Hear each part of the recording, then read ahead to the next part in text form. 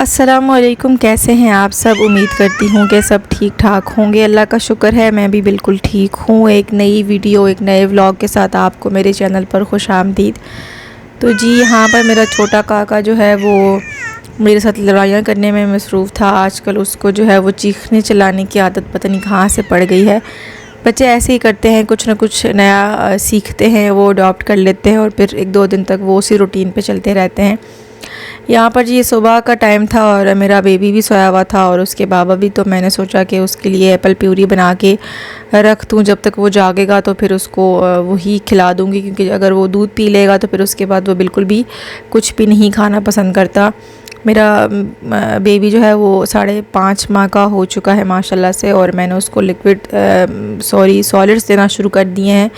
सबसे पहले मैंने उसको सेरेलैक दिया था। हालांकि सेरेलैक के डब्बे के ऊपर लिखा हुआ होता है कि 6 माह से पहले नहीं देना, लेकिन मुझे लग रहा था कि वो सॉलिड्स के लिए रेडी हो चुका है।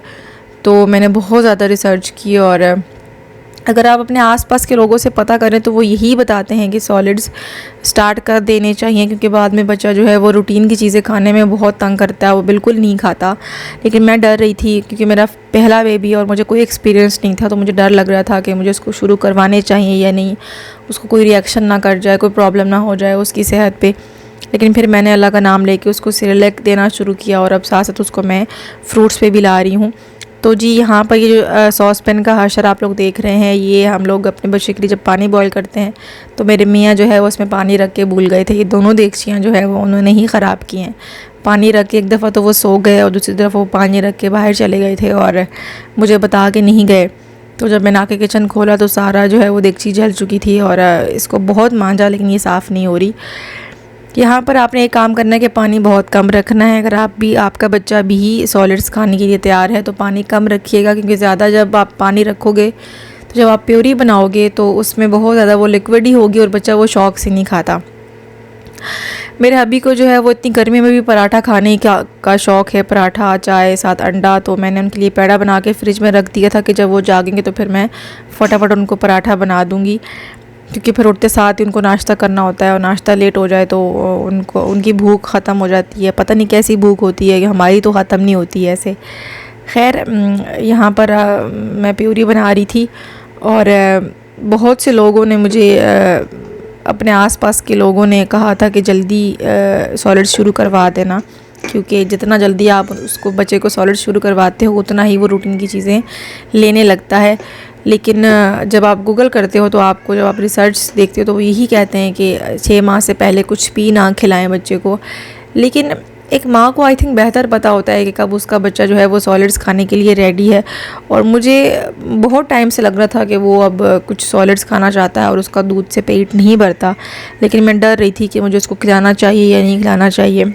और अभी भी मुझे सब यही कहते हैं कि उसको बनाना दो, आप एप्पल क्यों दे रही हो। लेकिन मुझे शायद लग रहा है कि अभी मुझे सबसे पहले उसको एप्पल ही देना चाहिए, और आलू और या केला जो है वो मैं इंशाल्लाह उसको ट्राई करवाऊँगी ज़रूर, लेकिन उसको अभी नहीं।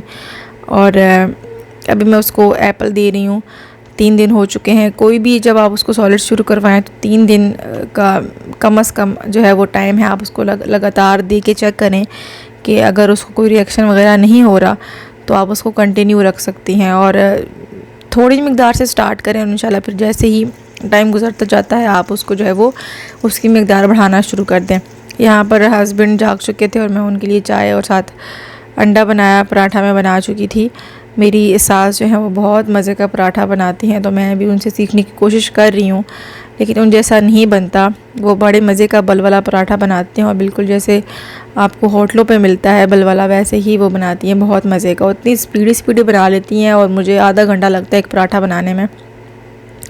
यहाँ पर लाइट जा चुकी थी और पानी भी ख़त्म हुआ था बेबी का, तो मैंने उसका पानी बॉईल करने के लिए रखा था, वो अब बॉईल हो चुका था, और अब थोड़ा ठंडा करूँगी, उसके बाद मैं उसको थर्मोस में डाल दूँगी।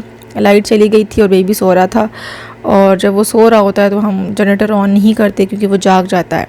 अच्छा, बेबी के कपड़े मैं साथ साथ ही धो लेती हूँ, बेसन में ही, ज़्यादा इकट्ठे नहीं करती, क्योंकि बच्चे का पता नहीं चलता वो दिन में कितने कपड़े गंदे करे, तो हर वक्त उसके कपड़े साफ़ होने चाहिए। अब आप लोग कह रहे होंगे कि वॉश बेसन में आप कैसे धो लेती, तो मैं पहले बेसन को धोती हूँ, उसके बाद फिर मैं उसके कपड़े धो लेती हूँ। अभी जी हम दिन का टाइम था, आई थिंक 12 बजे का और हमने नंद के घर जाना था। वैसे तो उन्होंने सुबह सुबह बुलाया था, लेकिन बच्चे के साथ आपको पता है कि टाइम मैनेज नहीं होता और लेट हो जाता है इंसान।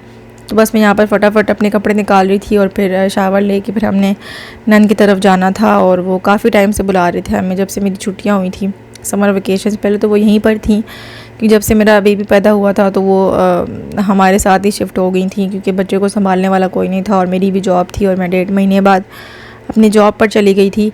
तो बच्चे को फिर देखभाल घर में रखना सारा मेरी नानी करती थी और उनकी बच्चियाँ भी जो है वो काके को बहुत ज़्यादा मिस कर रही थी। तो मैंने उनसे बोला कि आप लोग टेंशन ना लो, मैं बच्चे को लेके आ जाती हूँ। वैसे भी वेकेशंस हैं और छुट्टियाँ हुई हैं मुझे, तो कहीं जाना तो होता नहीं है, तो हम चक्कर लगा लेते हैं।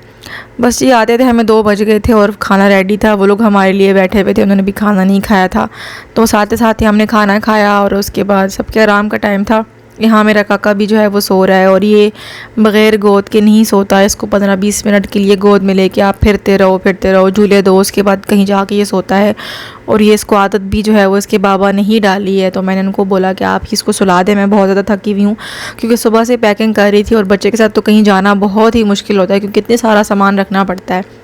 ये जी नेक्स्ट सुबह का क्लिप है और मेरी नंद के घर जामुन का दरख्त लगा हुआ है। बहुत ज़्यादा इस दफ़ा फल पड़ा था, लेकिन अभी जो तूफ़ानी हवाएं चल रही हैं तो उससे काफ़ी ज़्यादा जो है वो फल गिर रहा है। नीचे सब सो रहे थे और मुझे वैसे भी सुबह ज़्यादा देर तक सोने की आदत नहीं है और अब तो बच्चा जो है वो सोने भी नहीं देता। तो मैं उसको लेके, छोटे को लेके ऊपर छत पे आ गई थी कि जब ये नीचे रोएगा या चीखेगा तो सबकी आँख खुल जाएगी। वैसे ही भी रात को 12-1 तक ही सब सोते हैं और मेरा बच्चा तो है वैसे भी 12 से पहले सोता नहीं है। तो मैं उसको लेके जो है वो छत पर आ गई थी। मेरी नंद को जो है वो पौधों का काफ़ी ज़्यादा शौक़ है, लेकिन अभी जो है वो जब घर से दूर हुई तो पौधे काफ़ी ख़राब हुए हुए थे। और ये उनका अभी आगे जो है वो आप देखेंगे मनी प्लांट जो छोटा सा लगाया था नन्ना मुन्ना सा, और वो अभी जाके माशाल्लाह से थोड़ा सा बड़ा हुआ है। और अभी आगे जो है वो आप लाइव ऑडियो एंजॉय करेंगे। आज का व्लॉग बस यहीं तक था। अपना बहुत सारा ख्याल रखिएगा। अल्लाह हाफिज़। क्योंकि इसका ग्रो बहुत कम होता है, लेकिन हमारे पास तो माशाल्लाह से इसने बहुत ग्रो किया है अभी तक। तो देखिए कब फल देता है, अल्लाह की जब रज़ा होती है तभी सब कुछ होता है।